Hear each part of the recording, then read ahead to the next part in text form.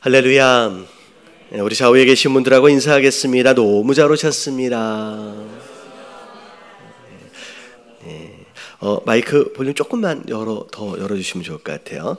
자, 몇 가지 광고 말씀 있습니다. 우리 내일부터 2월 달에 들어가니까 여러분 생명의 삶 아직 구입하지 못하신 분들, 특별히 또 오늘도 내일 말씀, 내일 모레 말씀도 진행이 됩니다. 아직 구입하지 못하신 분들 구입하시면 좋을 것 같고요. 기도 제목이 있습니다. 자, 우리 안영상 최순옥 성도 아들만 넷인 가정이 있습니다. 자, 이번에 5째가 딸이에요.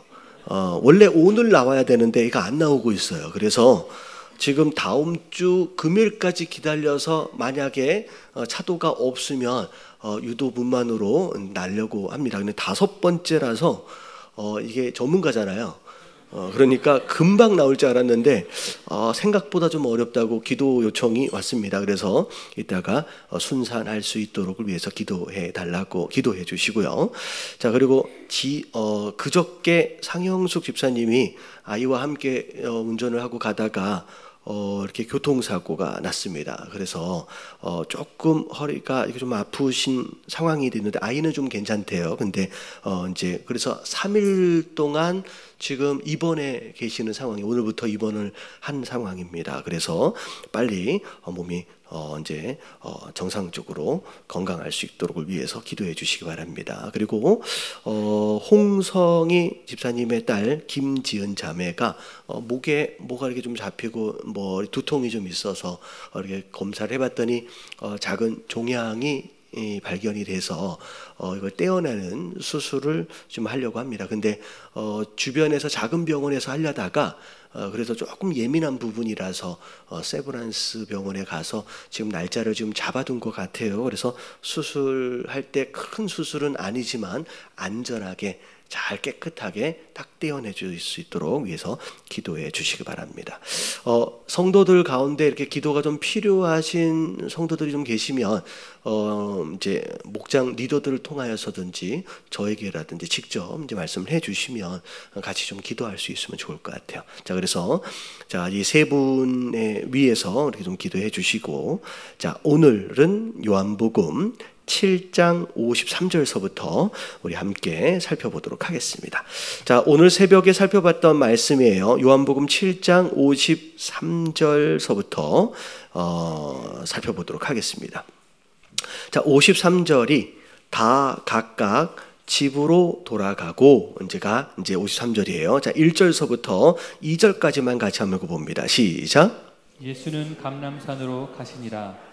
아침에 다시 성전으로 들어오시니 백성이 다 나아오는지라 앉으사 그들을 가르치시더니.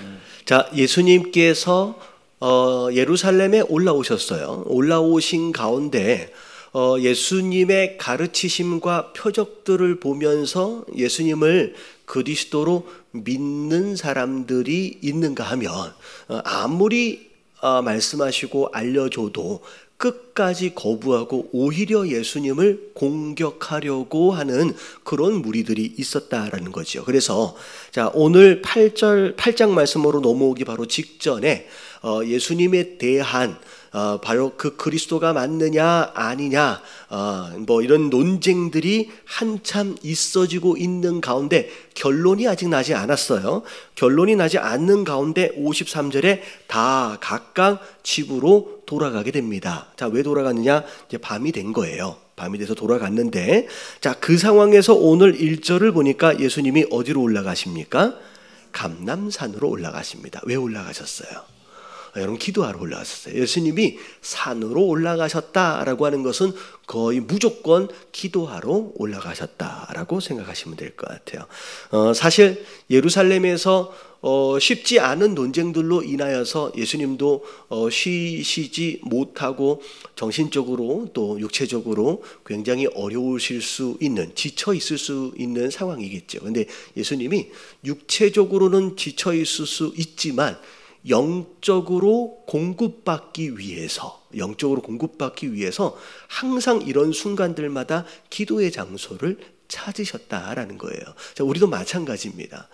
육체적으로 힘들 수 있어요. 근데 중요한 것은 뭐냐면 우리의 영이 깨어있고 건강한 상태를 유지하는 게 굉장히 중요하다는 거죠. 그래서 이런 상황들이 일어났을 때 여러분들 기도의 자리를 찾고 여러분 기도하심으로 깨어있는 저와 여러분들 되시길 주님의 이름으로 축원합니다.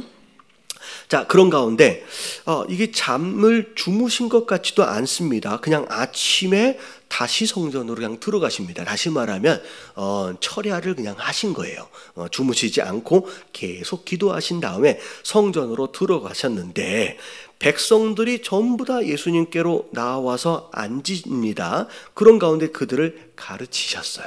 사실은 이건 예수님 입장에서 볼 때는 굉장히 좋은 현상이지만, 자, 거꾸로 그 당시 지도자들의 위치에 있었던 바리새인들과 서기관들 입장에서 볼 때는 뭐 할 일이에요? 속 터질 일이죠. 이게 보통 일이 아닙니다. 왜냐하면 지금 초막절이에요. 자, 절기가 됐습니다. 그래서 일반적으로 유대인들이 예루살렘 안에 있는 유대인들뿐만이 아니라 전국에 흩어져 있는 유대인들이 다 올라와 있는 상태예요. 그런 가운데 일주일 동안 이 초막절을 쭉 지내면서 자, 많은 사람들이 바리새인과 서기관들로 인하여 가르침을 받아야 하는 것이 일반적인 상황인데 지금 바리새인들과 서기관들이 열어놓은 그 클래스룸에는 사람이 있어요, 없어요? 하나도 없어요. 다 어디가 있어요?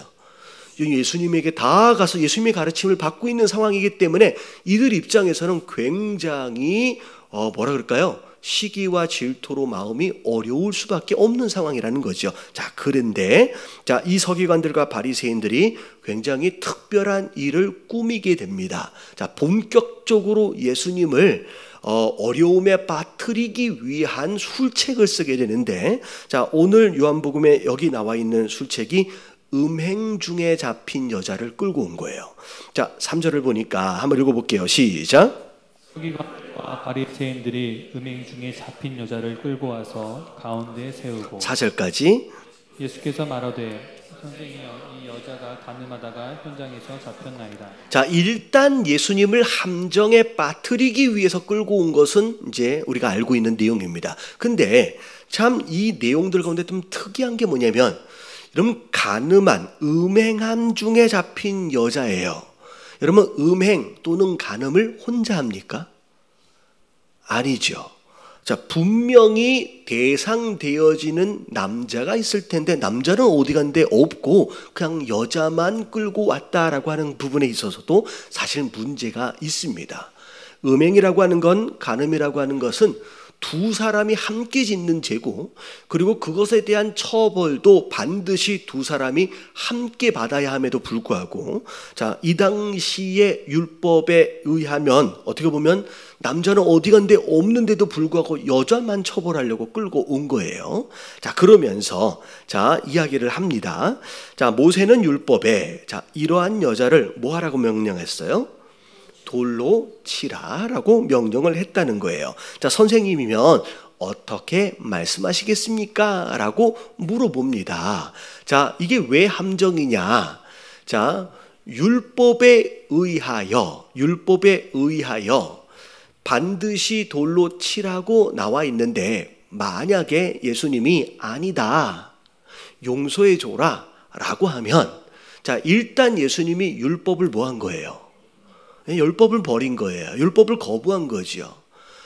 모세의 율법을 부정하는 선생은 존재할 수 없습니다. 그렇기 때문에 만약에 용서해줘라, 그냥 내버려둬라 라고 예수님 말씀하시게 되면 유대인의 랍비로서의 권위를 잃어버리고요, 더 이상 선생으로서의 역할을 할 수가 없습니다. 어찌 보면 바리새인들과 서기관들이 거기에서 이제 가르칠 수 있는 권한을 박탈시켜 버릴 수 있는, 강제로 박탈시킬 수 있는 권한이 생길 수 있다는 거죠.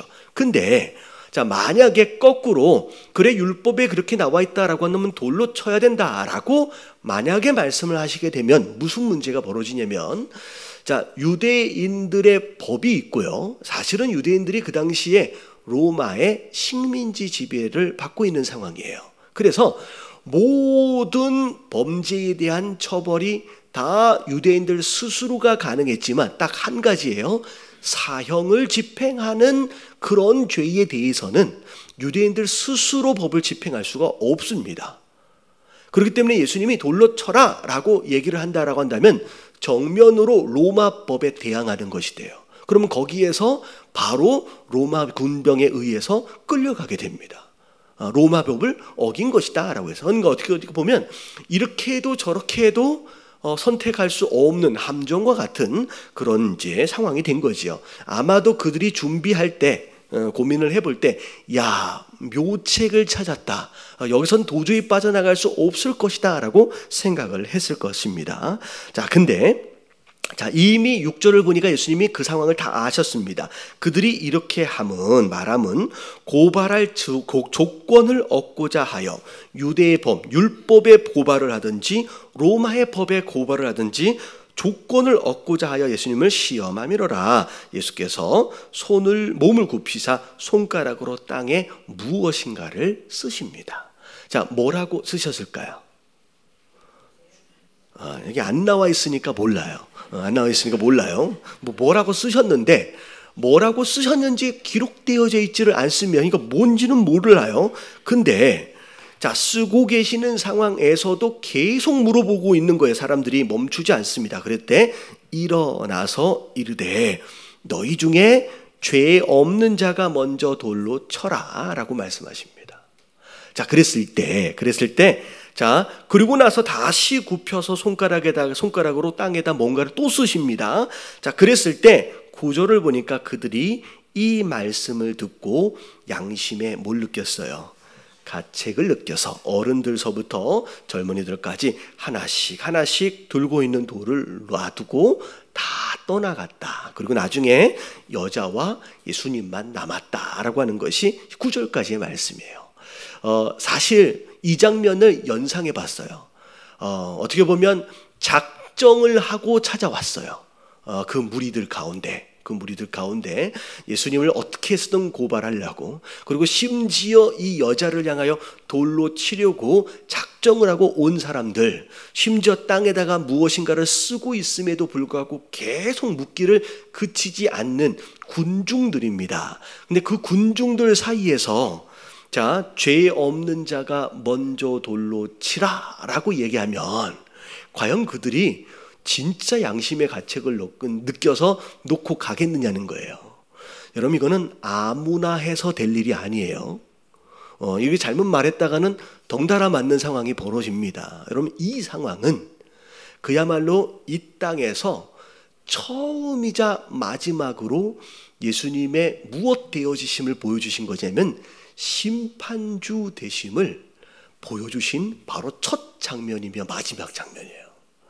그럼 예수님의 초림 때는요, 누군가를 정죄하여 심판하신 적이 없어요. 오히려 예수님은 섬김을 받으려 하는 게 아니라 뭐 하러 오셨대요? 섬기러 오셨대요. 그리고 오히려 오늘 말씀 끝자락에 보면 이 여자를 분명히 죄를 짓고 현장에서 잡혀왔음에도 불구하고 오히려 용서해 주십니다.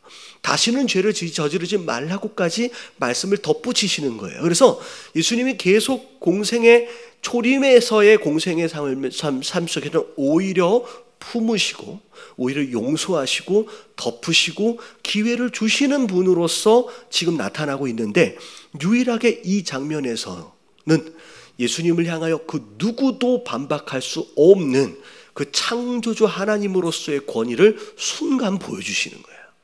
그랬을 때 창조주 하나님 앞에서는 여러분 양심의 가책을 느끼는 거예요.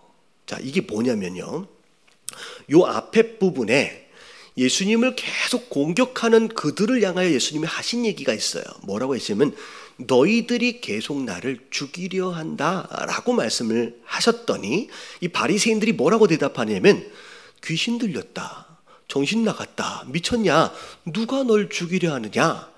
마치 예수님은 자기 속을 다 들여다보고 계시는데 예수님이 자기 속을 다 들여다보고 계시는지를 모르면서 뻔뻔하게 얘기를 하는 거예요. 그런데 이 장면에서는 예수님이 그들의 속을 다 들여다보고 계시는 것을 느껴버리는 거예요. 그랬을 때 양심의 가책을 느끼고 돌을 놓고 떠나갑니다.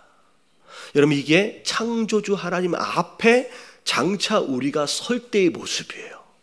여러분, 그분 앞에서는 아무것도 숨길 수 있는 게 없는 줄로 믿습니다. 좀 더 다 드러나는 거예요. 그러니까 그냥 그 앞에서 숨길 수가 없기 때문에 가책을 느끼고 다 떠나가는 상황이 벌어진 거죠. 그런 가운데 자 11절, 자 예수께서 일어나서 여자에게 아무도 없는 것을 보시고 너를 고발하던 그들이 어디 있느냐, 너를 정죄하는 자가 없느냐라고 물어보셔요.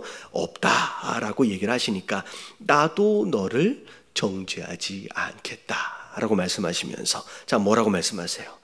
다시는 죄를 범하지 말라라고 말씀하시면서 용서해 주시고 보내주셨다라고 하는 것이 오늘 말씀의 내용이에요. 많은 사람들이 누군가를 향하여 정죄하고 비판하는데 굉장히 쉽게 반응합니다. 마치 그래도 되는 것처럼, 그리고 오늘 말씀이 나와 있는 것처럼 마치 자기는 아무런 죄가 없는 사람인 것처럼 그렇게 생각한다는 거죠. 근데 중요한 것은 여러분, 진짜 내 안에 정말 숨겨져 있는 죄에 대하여 하나님 다 아신다라고 여러분들이 믿으신다라고 한다면 여러분, 누군가를 그렇게 쉽게 비판하고 정죄할 수 없다라는 거예요. 그래서 여러분, 누군가를 정죄하기 전에, 누군가를 비판하기 전에, 아직 드러나 있지는 않지만 나만 아는 내 죄악된 모습이 있거든요. 여러분, 스스로를 돌아보시고 여러분, 이 비판과 정죄와 여러분 심판을 멈추시는 저와 여러분들 되시길 주님의 이름으로 축원합니다. 마치 자기는 굉장히 깨끗한 사람처럼 돌을 들고 누군가를 찍으려고 그렇게 하는 모습들이 있다라는 거죠. 그래서 여러분, 비판과 판단, 정죄는 여러분 그렇게 쉽게 할 수 있는 게 아니라는 거예요. 내가 나 스스로를 안다라고 한다면, 그리고 오늘 예수님 말씀하신 것처럼 여러분, 오히려 누군가를 용서해주고 또 기회를 주시려 하는 것이 예수님의 마음이다라고 한다면 우리도 이런 모습을 닮아가야 하는 줄로 믿습니다. 자, 넘어갈게요. 자, 오늘 여기까지 해서 31절 말씀 마무리를 하고요. 자, 요한복음 8장 12절입니다. 자, 12절 말씀만 같이 한번 읽어볼게요. 시작. 예수께서 또 말씀하여 이르시되 나는 세상의 빛이니 나를 따르는 자는 어둠에 다니지 아니하고 생명의 빛을 얻으리라. 자, 요한복음에 들어와서 예수님 스스로 본인이 누군지에 대하여 굉장히 자주 말씀하고 계시죠. 어찌 보면 사마리아 여인을 만났을 때도 생명수에 대해서도 말씀하고 계셨고요. 그리고 나서 사실 오병이어 기적이 있고 난 뒤에 예수님이 스스로 뭐라고 말씀하셨냐면 생명의 떡이라고 말씀을 하셨습니다. 그래서 나를 먹어야 한다라고까지 말씀을 하셨죠. 자, 그런 건데 오늘 특별히 본인에 대하여 뭐라고 소개를 하고 계시냐면 세상의 빛이라고 설명을 하고 계십니다. 여러분, 세상의 빛이다라고 하는 이 설명이 여기에 처음 있어진 건 아닙니다. 자, 제일 먼저 있었던 것이 요한복음 1장에 요한을 통하여 이미 소개되어진 바가 있었죠. 예수님이 이 땅에 세상의 빛으로 오셨지만, 자, 세상이 알아봤어요? 몰라봤어요? 몰라봤죠. 그리고 영접하지도 않았습니다. 근데 자, 여기서 이제 다시 이제 8장에 들어와서 그 생명의 빛 되신 예수님을 스스로 직접 이제 증언하는 어떤 그런 장면이 나오죠. 자, 우리가 마태복음을 보고 있는데 요한복음에 나와 있는 예수님과 마태복음에 나와 있는 예수님하고는 조금 느낌이 달라요. 마태복음에 나와 있는 예수님의 모습은 예수님 그분 스스로가 누군지에 대하여 굉장히 소극적으로 드러내십니다. 그래서 드러난 증거를 통하여서 예수님이 누구구나라고 하는 것을 유추해서 알 수 있게끔으로 예수님이 지금 스토리를 이끌어 가세요. 근데 요한복음은 전혀 달라요. 요한복음에서 나오는 예수님은요, 마태복음에서 나오는 그런 소극적인 예수님이 아니라 내가 누군지에 대하여 굉장히 적극적으로 표현하십니다. 내가 생명의 떡이다. 내게 와야 생명 오늘 보니까 내가 세상의 빛이다라고 굉장히 적극적으로 이제 증언을 하고 계시죠. 그런 면에서 우리가 조금 차이를 좀 볼 수 있는데 특별히 예수님이 오늘 말씀을 보니까 빛이라고 말씀을 하세요. 자, 그래서 나를 따르는 자는 어둠에 다니지 않는데요. 자, 그리고 생명의 빛을 얻을 것이다라고 말씀하시는 거예요. 자, 이 세상이 성경은 어떤 세상이라고 얘기하고 있느냐면 어두운 세상이라고 얘기를 합니다. 한치 앞을 내다보지 못하는 그런 삶을 살고 있지요. 그래서 깜깜해서 한치 앞을 내다보지 못하는 어두움의 속성으로서의 세상이 이 땅의 삶이고요. 그리고 또 이 어두움은 또 뭘 얘기하고 있냐면 죄악으로 가득한 세상을 의미한다는 거죠. 자, 근데 예수님을 우리가 소유하게 되면 세상의 빛을 소유하게 되는 거예요. 얻게 되는 거예요. 그래서 이 두 가지 문제를 해결하게 됩니다. 자, 예수님이 우리 안에 들어오시면 깜깜한 앞이요, 이제는 밝혀지게 되고 보이기 시작해요. 여러분, 같이 말하면 장님처럼 살던 인생이 이제 눈을 뜨고 사는 인생이 된다라는 거예요. 여러분, 세상 사람들은 다 자기가 아는 것 같고 다 보는 것 같이 살지만 사실은 내일 일도 알지 못하고 살아가는 그런 인생이거든요.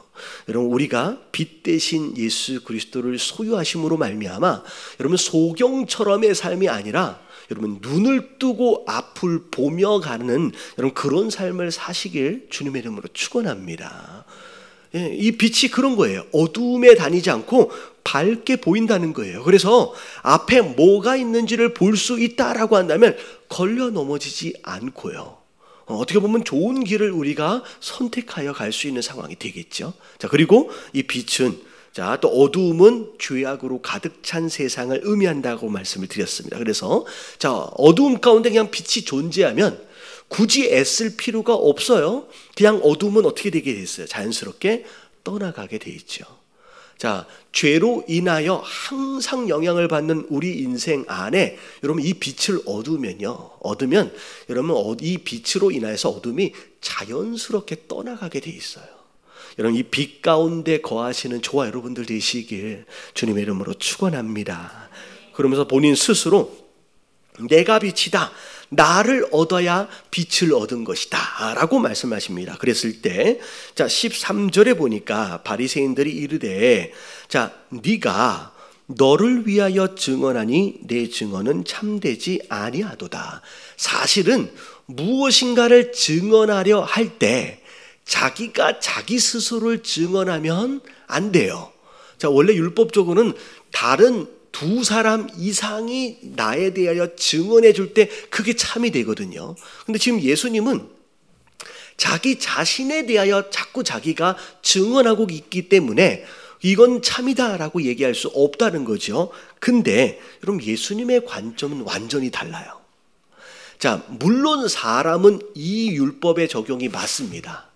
자기 자신에 대하여 자기가 자꾸 주장하려고 하는 사람일수록 거짓되어짐이 훨씬 더 많습니다. 그래서 제가 그런 말씀 드린 적이 있잖아요. 사기꾼이 제일 많이 하는 얘기가 뭐라 그랬어요? 너 나 못 믿어?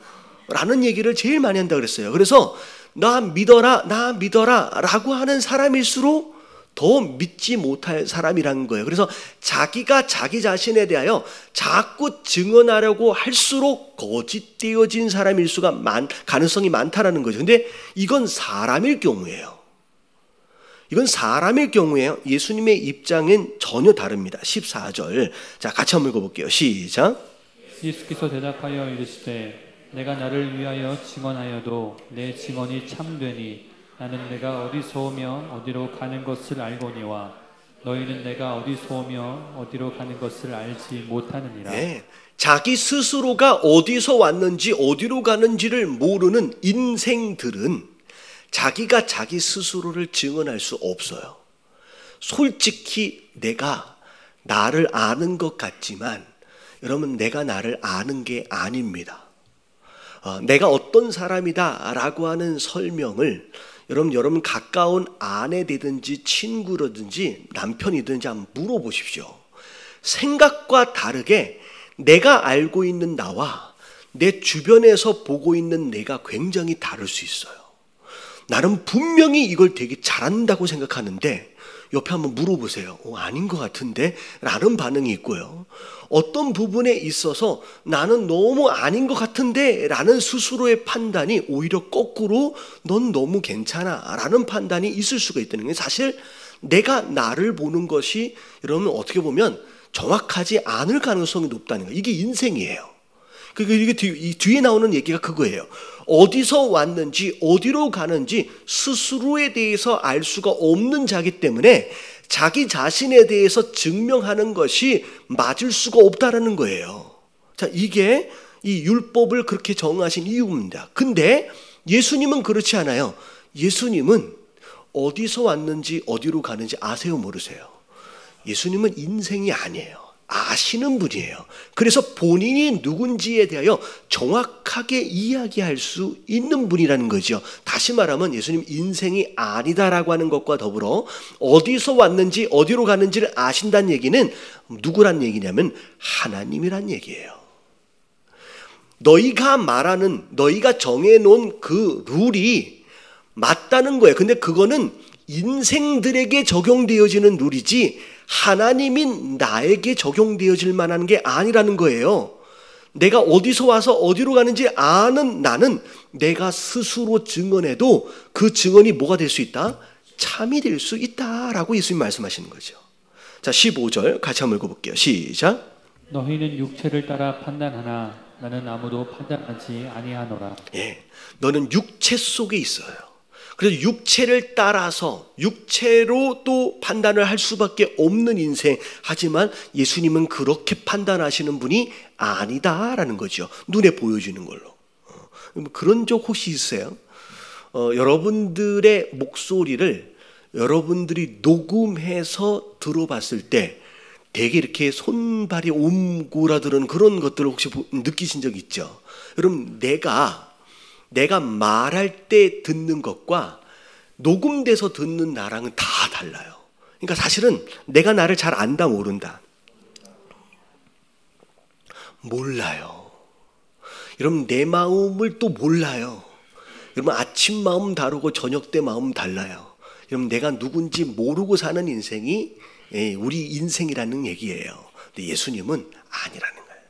육체 안에 있는 우리 어쩔 수 없이 그렇게 살 수밖에 없다라고 말씀하시는데 예수님은 그런 분이 아니라는 거죠. 자, 16절 같이 한번 읽어볼게요. 시작. 만일 내가 판단하여도 내 판단이 참되니 이는 내가 혼자 있는 것이 아니요 나를 보내신 이가 나와 함께 계심이라. 자, 예수님이 판단을 해도 나는 판단하지 않는다라고 말씀하셨어요. 근데 내가 판단한다라고 해도 내 판단은 참이 된대요. 자, 이유가 뭐예요? 이유가 뭐예요? 자, 여기 밑에 나오는 거 보니까 나를 보내신 이 하나님이 나와 함께 하고 계시기 때문에 내 판단이 참이 될 수 있다는 거죠. 그러니까 예수님은 스스로에 대하여 증언하실 수 있을 뿐만이 아니라 예수님은 그 누구도 판단할 수 있는 자격이 있어요.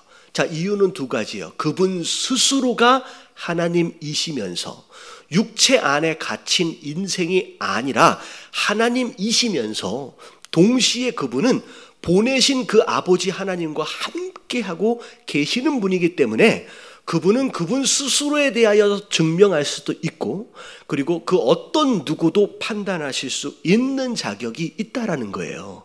그래서 지금 논쟁이 계속 이루어지는데 자, 예수님의 논쟁이 지금 그렇게 진행이 됩니다. 자, 17절 같이 한번 읽어볼게요. 시작. 너희 율법에도 두 사람의 증언이 참되다 기록되었으니. 예, 자, 율법에 나와 있는 거예요. 두 사람의 증언이 있으면 그게 참이다라고 얘기를 한다는 거죠. 근데 자, 예수님은 또 어떻게 또 설명을 하고 계시냐면 나도 두 사람이 증언하고 있다는 거예요. 자, 첫 번째는 누구예요? 내가 나를 증언하다. 그러니까 인생이 아니기 때문에 본인을 거기다 넣어버릴 수 있는 거예요. 내가 나를 증언하고 있고 그리고 또 누가 증언해 주고 계세요? 나를 보내신 아버지가 나를 증언했기 때문에 자, 몇 명이 채워졌어요? 2명이 채워졌어요. 그래서 내가 말하는 게 참이다라고 말씀하십니다. 사실은 요 비슷한 내용이 앞에도 있었습니다. 예수님이 그리스도인 이유, 하나님의 아들인 이유에 대하여 누가 증언했느냐라고 했을 때 첫 번째, 자, 누가 증언하고 있었어요?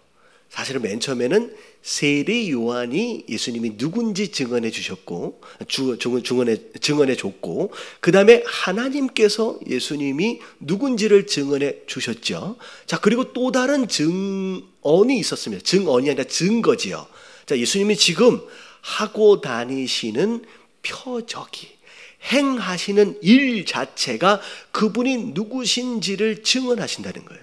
다시 말하면 구약에 나와 있는 예언이 예수님이 누군지를 증언함과 동시에 신약 안에서도 다양한 여러 가지 조건들이 예수님이 누군지를 증언하고 있다라고 하는 거죠. 그리고 오늘 말씀이 함께 덧붙여서 나와 더불어 우리 아버지가 함께 증언하고 계신다라고 말씀하고 계십니다. 그랬을 때 자꾸 여기서 아버지라고 자꾸 설명을 하니까 19절에 자 같이 한번 읽어봅니다. 시작. 이에 그들이 묻되 내 아버지가 어디 계시냐? 예수께서 대답하시되 너희는 나를 알지 못하고 내 아버지도 알지 못하는도다. 나를 알았더라면 내 아버지도 알았으리라. 자, 네 아버지가 어디 있느냐라고 물어보는 거예요. 그러면 이 표현은 예수님의 육신의 아버지를 얘기하는 거예요. 자, 예수님의 육신의 아버지가 누구였어요? 요셉이었죠. 요셉이 언제 죽었는지는 성경에 기록되어 있지 않습니다. 애굽에 내려갔다가 그리고 갈릴리로 다시 올라와서 어느 때 정도의 이 요셉이 없어졌는지를 알 수가 없지만 지금 어떻게 보면 이 바리새인들과 서기관들의 질문은 육신의 아버지, 네 아버지가 어디 있느냐라고 지금 물어본 거예요. 그랬을 때 예수께서 대답하실 때 너희는 나를 알지 못하고 내 아버지도 알지 못하는도다. 나를 알았더라면 내 아버지도 알았으리라. 여기서 말하고 있는 아버지는 육신의 아버지 요셉이 아니라 누구예요? 하나님 아버지를 이야기하는 것이죠. 사실은 코드가 안 맞아요. 이 바리새인들하고 예수님하고 전혀 대화가 안 됩니다. 전혀 다른 얘기를 하고 있는 거죠. 자, 그랬는데 20절 말씀 읽어봅니다. 시작. 이 말씀은 성전에서 가르치실 때에 헌금함 앞에서 하셨으나 잡는 사람이 없으니 이는 그의 때가 아직 이르지 아니하였음이로라. 여러분, 요한복음 안에서 지속적으로 반복되고 있는 표현들 가운데 하나가 이 표현이에요. 자, 이는 그의 때가 아직 이르지 아니하였음이니라 라고 하는 표현입니다. 여러분, 이 표현이 사실 언제 제일 먼저 있었던 표현인지 혹시 기억나세요? 할렐루야. 가나의 혼인잔치에서 포도주가 떨어졌다고 마리아가 예수님께 얘기했을 때 예수님 뭐라고 말씀하세요? 내 때가 아직 이르지 아니하였다라고 하는 말씀이 때에 대한 말씀의 최초의 발언이에요. 그리고 이 요한복음이 계속 이끌려가면서 바리새인들과 서기관들이 예수님을 잡으려고 해도 잡아지지가 않아요. 손을 댈 수가 없어요. 자, 이유가 뭐라고 계속 나오는 게 거의 세 번째입니다. 이는 아직 그때가 아니었기 때문이라는 거예요.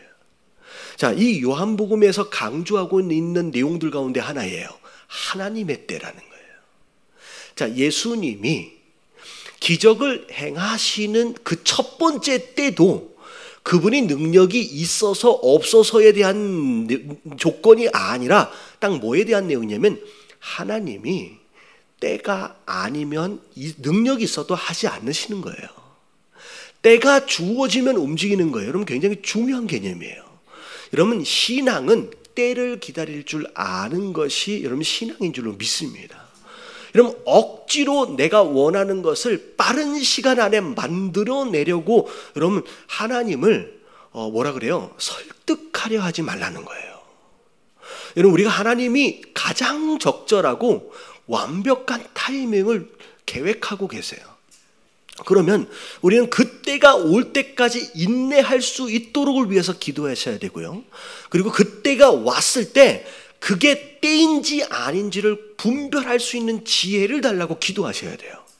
그래서 기회가 이미 왔음에도 불구하고 지혜가 없으면 그 기회를 놓쳐버린다는 거죠. 그래서 때가 오기 전까지 분주하게 움직이지 않도록을 위한 인내가 필요하고요. 주어진 때를 잡을 수 있는 지혜가 필요한 거죠. 자꾸 우리의 기도가 그 하나님의 때를 자꾸 앞으로 땡기려고 하는 기도가 되어져서는 안 된다는 거예요. 그래서 제가 이런 표현을 좀 쓰게 되는데, 여러분, 꽃은 언제 펴요? 여러분, 계절이 되면 피는 거예요. 강제적으로 꽃을 피우려 하지 마시고 계절이 될 때까지를 기다릴 줄 아는 것이, 여러분, 그게 신앙인 줄로 믿습니다. 그래서 예수님도 능력이 없는 게 아니시거든요. 근데 본인의 때가 아니면 기적을 행하시지도 않을 뿐만이 아니라 심지어 잡히시지도 않는 거예요. 오히려 자리를 피해버리시기도 하고요. 하나님의 때를 철저하게 기다리시는 모습들을 보면서 여러분, 이 부분을 우리가 닮아가야 하는 줄로 믿습니다. 그래서 자꾸 기도가 하나님의 때를 마치 앞당기는 어떤 그런 게 아니라, 자, 두 가지를 기도하라 그랬어요. 하나님의 때가 있어요. 그 때가 될 때까지 인내하고 참고 견딜 수 있도록의 신앙을 위해서 기도하시고요. 그 때가 왔을 때 뭐라 그럴까요? 분별하지 못하면 지나가 버려요. 그때가 왔을 때 이 때인 줄 알고 잡아낼 수 있는 지혜가 필요해요. 오늘 그걸 위해서 기도하시길 바랍니다. 자, 그리고 넘어갈게요. 21절 말씀 같이 한번 읽어봅니다. 시작. 다시 이르시되 내가 가리니 너희가 나를 찾다가 너희 죄 가운데서 죽겠고 내가 가는 곳에는 너희가 오지 못하리라. 자, 예수님이 가신대요. 자, 찾지 못할 것이래요. 그리고 따라올 수도 없을 거래요. 여러분, 이 가신다는 얘기는, 자, 곧 예수님이 십자가에 못 박혀 돌아가시고 부활하셔서 승천하셔서 하나님께로 돌아갈 것에 대한 이야기를 하시는 거죠. 자, 근데 지금 이들이 논쟁을 하고 있는 이들은 예수님 믿지 않습니다. 그렇기 때문에 결국은 너희는 어떻게 되어버려요? 결과적으로 죄 가운데 죽을 수밖에 없는 상황. 결국은 그렇기 때문에 나에게로 함께 올 수가 없다라고까지 말씀하시는. 그랬더니 유대인들이 뭐라고 생각하냐면, 내가 가는 곳에는 너희가 오지 못한다라고 하니까 그가 뭐 하려고 하는가? 자결하려고 하는가? 또 이제 코드가 안 맞죠. 엉뚱한 생각을 또 하는 거예요. 자, 그랬을 때 23절 같이 한번 읽어볼게요. 시작. 예수께서 이르시되 너희는 아래에서 났고 나는 위에서 났으며 너희는 이 세상에 속하였고 나는 이 세상에 속하지 아니하였느니라. 자, 우리 인생은 어디에서 났어요? 여러분, 아래에서 났어요. 자, 예수님은 어디서 났어요? 위에서 났어요. 여러분, 아래에서 났기 때문에 다 세상에 속한 거예요. 자, 위에서 나신 예수님은 누구에게 속해 있어요? 하늘에 속해 있어요. 자, 이게 제가 지지난주에 설명을 드린 세대에 대한 내용하고 함께 연결이 됩니다. 자, 예수님의 예언 가운데, 자, 이 세대가 끝나기 전에 이 모든 것이 다 이루어지겠다라고 말씀을 하셨다 그랬잖아요. 그래서 세대라는 단어를, 자, 성경에는 두 세대가 있다라고 설명을 드렸습니다. 자, 첫 번째 세대가 아래에서부터 시작된 세대예요. 땅에 속한 세대입니다. 자, 누구의 세대예요? 자, 아담의 세대라 그랬어요. 영어로 보면 The Generation of 아담이 돼요. 자, 이게 창세기에 나오는 아담의 세대입니다. 사실 이 세대 안에서 이 땅에 있는 모든 사람들이 다 태어났고 죽고 태어나고 죽고 태어나고 죽고를 다 살고 있는 거예요. 자, 근데 예수님께서 이 땅에 오심으로 인하여, 자, 땅에 속한, 땅의 아래에서 난 게 아니에요. 자, 하늘에 속한, 하늘로부터 난 새로운 세대가 시작됐습니다. 그게 언제 시작됐냐면 예수님의 초림서부터 시작이 된 거예요. 자, 그게 누구의 세대예요? 여러분, 예수님의 세대입니다. 예수님의 세대가 지금 시작되어져서 지금 종말의 때까지 지금 달려가고 있는 거예요. 그래서 현재, 자, 우리가 살고 있는 이 세대는 아담의 세대와, 다시 말하면 땅에 속한 아담의 세대와 하늘에 속한 예수 그리스도의 세대가 함께 공존하고 있는 시대를 우리가 살고 있는 거예요. 자, 그러면 자, 이 땅에 속한 아담의 세대는 언제 끝나요? 우리가 죽으면 끝나겠죠. 근데 세대로 볼 때 언제 끝나요? 예수님이 재림하셔서 심판하시면 이 아담의 세대는 끝나요.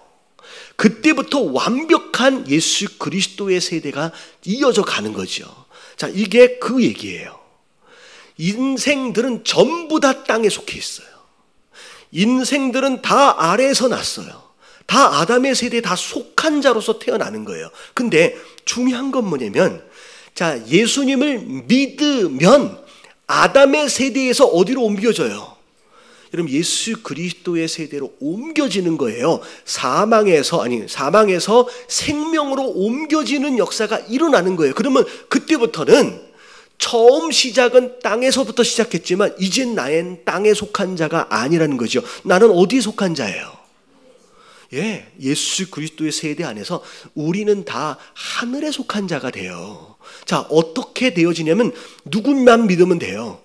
예수 그리스도를 믿기만 하면 하늘에 속한 자가 되고, 그 예수 그리스도의 계보 안에서, 그 세대 안에서 여러분 영생을 누리게 되는 줄로 믿습니다.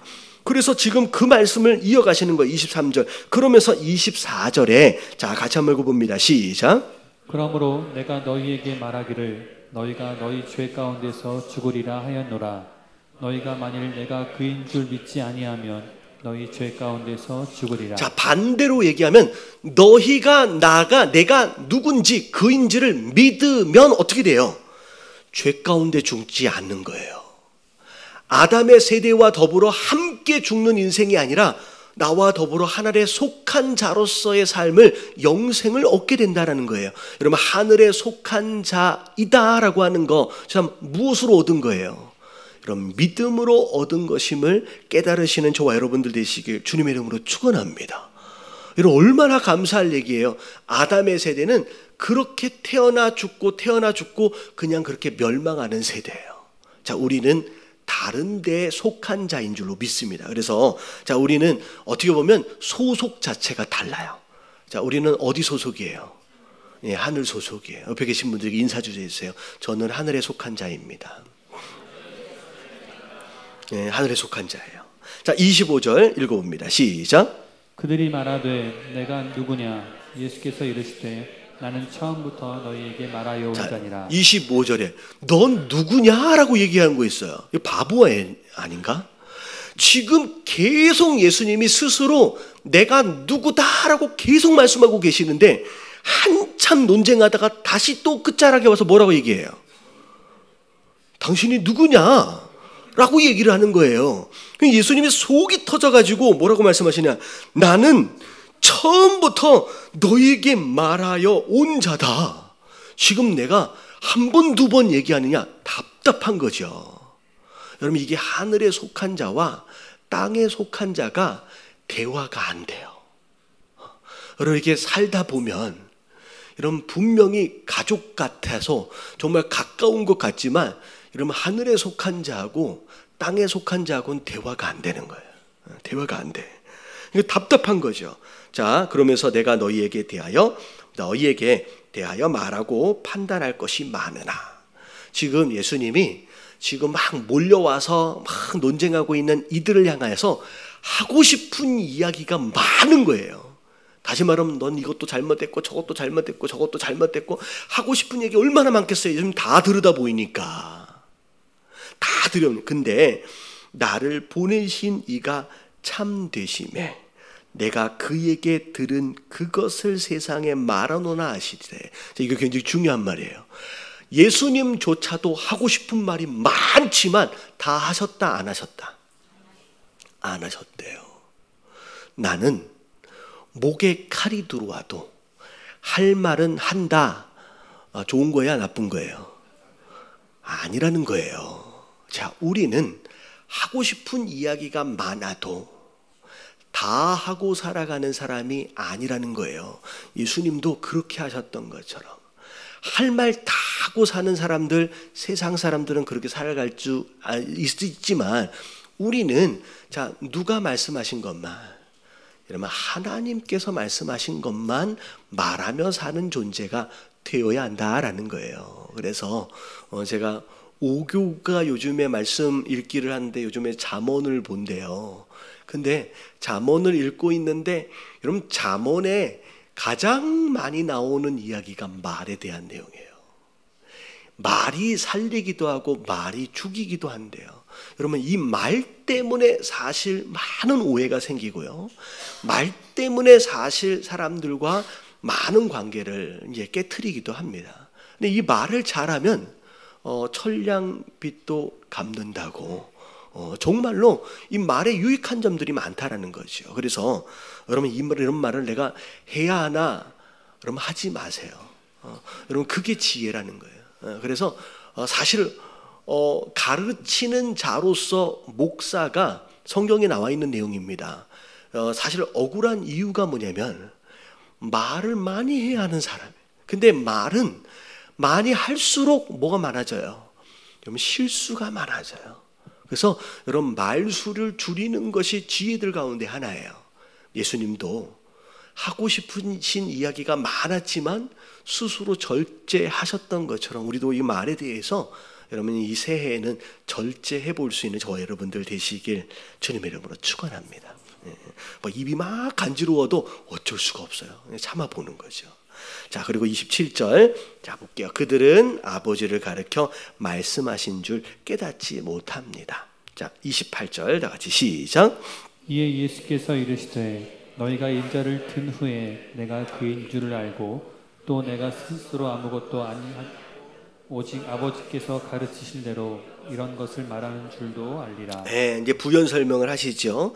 너희가 인자를 든 후에, 자 인자가 들려졌다라고 하는 이 표현이 어디서 나오는 표현이냐면요, 그 모세 지팡이에 이렇게 뭐예요? 이렇게 노뱀이 들려진다 그러잖아요. 이게 그 표현하고 똑같은 표현입니다. 예수님이 십자가에 달리신 어떤 그런 상황, 그 든 후에 내가 그인 줄 알 것이다. 근데 결국은 예수님이 십자가에 못 박혀 딱 돌아가시는 것으로 인하여 이 땅에서의 구원자로서의 모든 사역을 마무리하시는 거예요. 그래서 예수님 십자가에서 돌아가실 때 마지막으로 뭐라고 말씀하세요? 다 이루었다라고 그분의 사역을 완성하시는 그때가 되어서야 그분이구나 라고 하는 것을 깨닫게 될 거라는, 그 전에는 아무리 얘기해줘도 깨달을 수 없을 거라는 거죠. 실제로 예수님이 잡혀서 돌아가실 때 딱 운명하시는 순간 그 사형을 집행했던 이 로마 백부장이 뭐라 그래요? 참으로 그가 메시아였다라고 고백하게 되는 일들이 있어지게 됩니다. 그때부터 사실 니고데모도 마찬가지고 여러 이제 사람들이 진짜 신앙을 갖게 되는 거죠. 이제 그때야 깨닫게 되는 거예요. 예수님조차도 예수님이 누군지를 그때 깨닫는 거죠. 자, 29절 나를 보내신 이가 나와 함께 하시도다. 자, 나는 항상 그가 기뻐하시는 일을 행함으로 나를 혼자 두지 아니하셨느니라. 지금 예수님이 누구와 함께 계신데요? 하나님과 함께 하고 계세요. 아버지와 함께. 자, 그런 이유가 뭐래요? 하나님이 기뻐하시는 일을 항상 하고 있기 때문에. 여러분 굉장히 중요한 어떤 방법일 수 있을 것 같아요. 여러분 하나님과 항상 동행하길 원하신다라고 한다면 자, 뭘 찾아서 하시면 돼요? 하나님이 뭘 기뻐하실지를 찾아서 그 일을 하십시오. 그러면 하나님이 여러분들을 그냥 내버려 두지 않는다는 거예요. 홀로 놔두지 않으신다는 거예요. 그분이 함께 하시고 동행하실 줄로 믿습니다. 마지막 말씀. 자, 이 말씀을 하심에 많은 사람들이 예수님을 또 믿게 됩니다. 그러면서 예루살렘에서 지금 여러 논쟁들과 더불어서 극과 극으로 이제 나눠지게 돼요. 예수님이 누군지에 대하여 더 깊게 믿으려 하는 사람들이 있었는가 하면 거꾸로 예수님을 반드시 죽여야 하겠다라고 결정하는 그런 무리들이 이제 생겨나게 됩니다. 자, 그런 가운데서 예수님은 분명하게 다른 복음서와는 좀 다르게 적극적으로 본인이 누군지에 대하여 피력하고 계시죠.